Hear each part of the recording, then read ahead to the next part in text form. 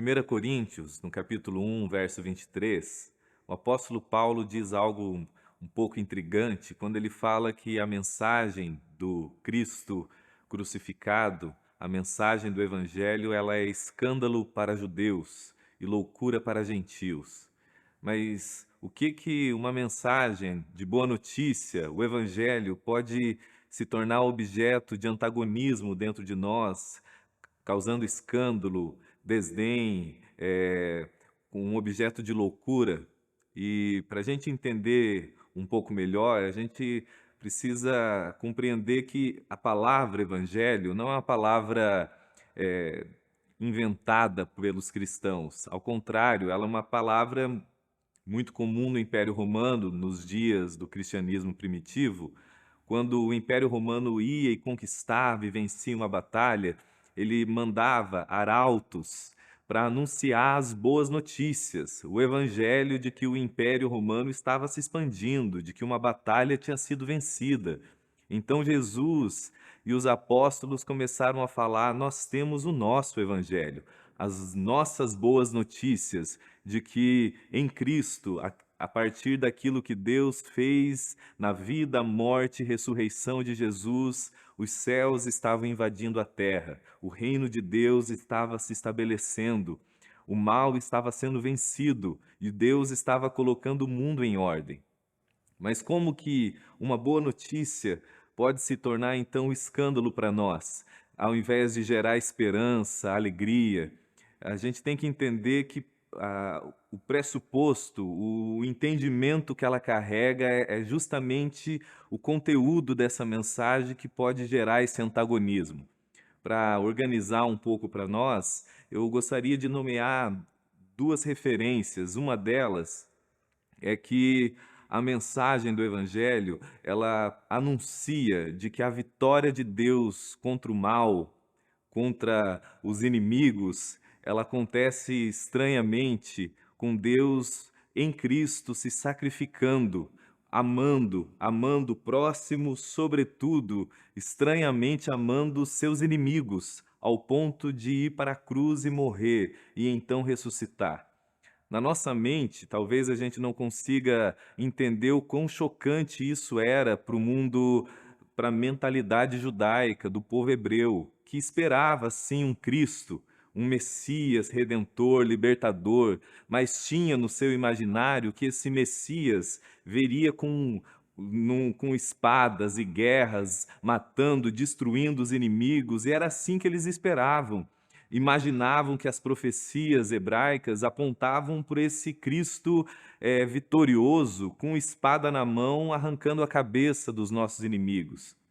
E de uma forma chocante, quando eles se dão de frente com o Cristo encarnado, com o Deus que se fez homem, a forma com que Deus lidou com o mal foi amando aquele que nós nos temos como inimigos, se entregando, morrendo por eles, dando a outra face, mandando os discípulos guardarem as espadas.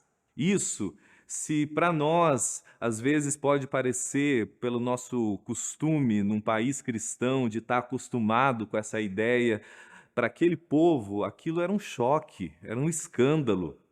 Um Messias vencedor morrendo na cruz.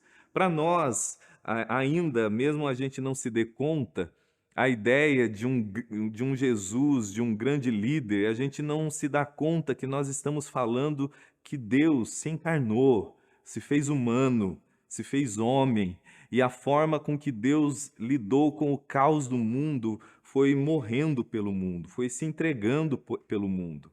E isso gerava desdém, gerava escândalo. Finalmente a profecia cumprida de Isaías 52, 53, aonde Deus se fez homem e em Cristo num servo sofredor. Mas, sobretudo, o que eu acredito que do Evangelho pode se tornar esse objeto de escândalo para nós é o fato de que a máxima do Evangelho, a grande boa notícia, é que a salvação humana, a salvação da criação, do início ao fim, toda ela acontece como um ato absoluto da graça de Deus, por total favor imerecido, pelo amor incondicional e escandaloso de Deus agindo. Porque na nossa mente, quando a gente fala em evangelho, a gente, sendo religioso ou não, a gente imagina um conjunto de bons princípios, um conjunto de boas leis, boas regras. O que que eu tenho que fazer ou deixar de fazer para Deus me aceitar, me amar, me redimir, me perdoar, me fazer parte da nova criação, me fazer parte do reino de Deus. E quando o evangelho é anunciado, o pressuposto é que não é o que eu faço ou o que eu deixo de fazer, mas é o anúncio daquilo que Deus fez, de eventos concretos, absolutos, de como Deus agiu em Cristo e por causa dele, por causa da ação dele que nos alcançou por graça. O mundo é um lugar diferente e a nossa vida pode ser transformada. Isso ofende a mente religiosa, isso ofende a nossa natureza legalista, carregada de justiça própria e que acredita que se existe algo errado comigo, o que eu preciso é entender os bons princípios, as boas regras, ou como a gente chama hoje, os códigos secretos, para então eu romper e ter sucesso. Mas isso também ofende a mente secular, a mente não religiosa, que imagina que o que o ser humano precisa é de uma boa educação, de um bom convívio, de princípios de sabedoria, de formação intelectual. Já o Evangelho relativiza isso tudo e escandaliza isso tudo ao dizer que nem pela via religiosa, nem pela via irreligiosa o ser humano é capaz de se curar, de se salvar, de se fazer aceito. Que isso faz com que a gente se choque, se escandalize, porque demanda de nós a admissão de que nós estamos tão perdidos em nós mesmos, frustrados, falidos em nós mesmos, que só uma intervenção da graça de Deus, desse favor imerecido, chocante, misterioso de Deus agindo em Cristo, em nosso lugar e em nosso favor, que é capaz de nos gerar vida, de dar uma nova natureza. Há um texto muitas vezes conhecido por nós em Mateus, no capítulo 11, quando Jesus diz assim: Vinde a mim, todos vós que estáis cansados, sobrecarregados, e eu darei descanso para as vossas almas. É um texto lindo, mas eu acho incrível que o pressuposto de você provar esse descanso profundo em Cristo passa pela nossa admissão de falência. Eu admiti que eu estou sobrecarregado, exausto, que eu não consegui me curar. Isso encontra na natureza humana rebelde, na nossa natureza que se rebela contra a graça de Deus, um objeto de desdém, de escândalo. A mente religiosa vai falar: como você se atreve? Você está querendo dizer que os meus ritos religiosos, a minha boa moral, as minhas boas leis não são suficientes para me curar, me fazer aceito, me fazer parte do plano de Deus? Como você se atreve?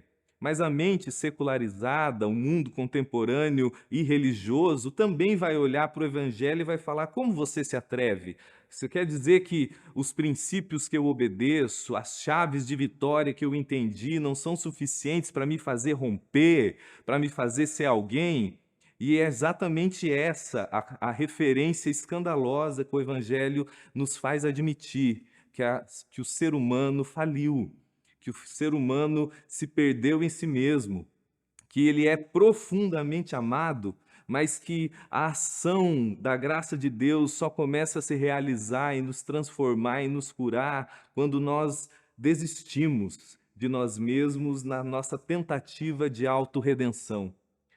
E é justamente esse choque de compreensão de que o Evangelho é uma ação da graça de Deus, de que no início ao fim do processo é o favor imerecido de Deus nos curando, nos transformando, que vai encontrar muitas vezes na nossa natureza, na nossa carnalidade humana, esse choque escandaloso. Porém, quando o Evangelho, pelo Espírito Santo, é ativado no nosso coração e a gente se rende a essa compreensão, a gente começa a perceber tanto a nossa condição caída e perdida, quanto essa graça escandalosa revelada em Cristo. O Evangelho, para nós, vai se tornando o próprio poder de Deus agindo no nosso ser, nos curando, nos regenerando, nos justificando, dando-nos um novo olhar da vida, de nós mesmos, de Deus. E aquilo que antes nos escandalizava, nos ofendia, passa a nos curar. Algo muito maravilhoso que você e eu precisamos nos dar conta que a mensagem de um Jesus mestre, a mensagem de um Jesus líder de uma grande religião, a mensagem de um Jesus de bons princípios, não escandaliza, não choca, não ofende, porque ele se torna mais um. Ele, Buda, o coach que você gosta, o padre que você achou legal, tudo se torna ali quem ensina melhor. Mas o Evangelho não coloca Jesus nesse rol entre os mestres e pensadores e líderes religiosos, mas ele coloca Jesus como a encarnação de Deus, o Deus que se fez homem, o Cristo de Deus para esse mundo, vivendo e morrendo a vida e a morte que era nossa, sendo quem nós somos criados para ser e não conseguimos ser, morrendo a morte que era nossa, e absorvendo na cruz tudo aquilo que era contra nós. E então abrindo para nós na ressurreição, a nova criação. E quando o nosso coração vai acolhendo essa mensagem escandalosa, ofensiva, mas poderosa, o poder de Deus, pelo Espírito, começa a pacificar a nossa mente, curar os nossos traumas, curar as nossas relações, porque nós vamos vendo e percebendo o próprio agir de Deus regenerando a nossa vida, transformando o nosso ser. Porque o Evangelho é isso, ele é escândalo, ele é ofensivo, mas, sobretudo, ele é o poder de Deus. E a minha oração é para que o Espírito Santo abra cada dia mais o nosso entendimento, para que a gente entenda o Evangelho não como um conjunto de bons princípios, mas como essas boas novas da graça de Deus para o coração humano, que nos cura, que nos transforma e que está disponível para todo aquele que crê. Deus te abençoe.